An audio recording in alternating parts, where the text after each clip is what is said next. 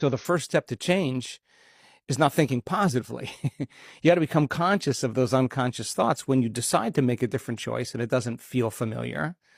The thought that says, start tomorrow, it's too hard, just do it anyway, go ahead and make that choice, do the same thing. You're not good enough, you'll never change, you're too much like your parents, I failed last time.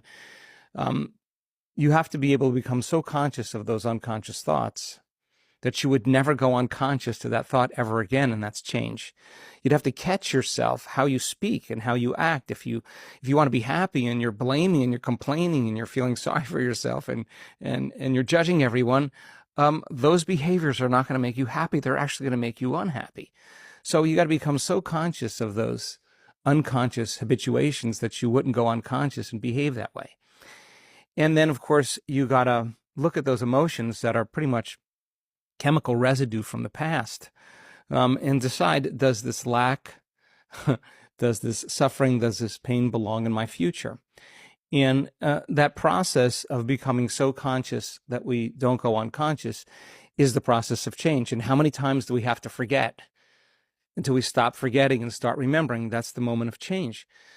So the hard part about change is when you decide to make a different choice, get ready. It's going to feel uncomfortable. There's going to be uncertainty.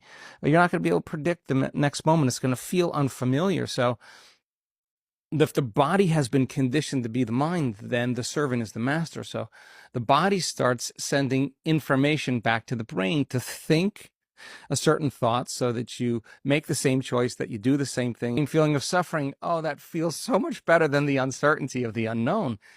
So going from the old self to the new self and crossing that river literally is a neurological, it's a biological, it's a chemical, it's a hormonal, it's a genetic death of the old self. That's the phoenix lighting itself on fire. And most people would rather cling to that familiar place than take a chance and possibility. That void, that vacuum actually is the perfect place to create it. And we discovered this, that the brain changes the most when you get to that point where you think you can't go any further and you want to quit. If you go past that point, that is the unknown.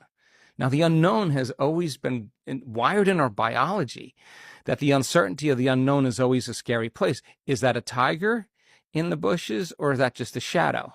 So the unknown becomes a very scary place when we're living in survival. So most people never take that chance and possibility. But if a person's actually taught how to execute in the unknown and there's nothing scary there, and they can apply the same principle and say, what thoughts do I want to fire and wire in my brain? And a belief is just a thought you keep thinking over and over again.